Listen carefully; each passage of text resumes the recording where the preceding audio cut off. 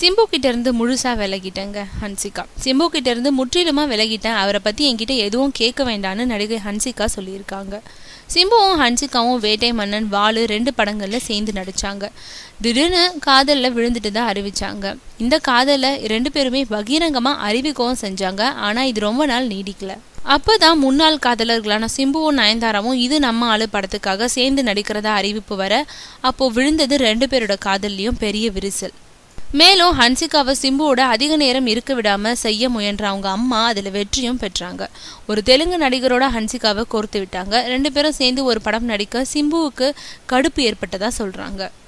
அந்த நேரம் பார்த்து காதலர் தினம் வர ஹன்சிகா நான் சிங்கிள்னு ஸ்டேட்டஸ் போட்டு பிரிவை உறுதியாக்குனாங்க.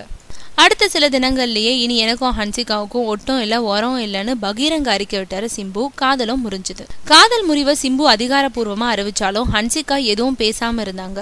ஹைதராபாத்ல அவங்க கிட்ட சிம்புவுடனான காதல் முறிவு பத்தி நிருபர்கள் கேட்டாங்க. இதுக்கு பதில் சொன்ன அவங்க, சிம்புவை விட்டு நான் விலகிட்டேன். அவரை பத்தி என்கிட்ட இனிமே எதுவும் கேட்க வேண்டாம். நான் பேசவும் மாட்டேன். இப்போ என் கவனம் எல்லாம் நடிப்புல மட்டுமேன்னு சொல்றாங்க ஹன்சிகா.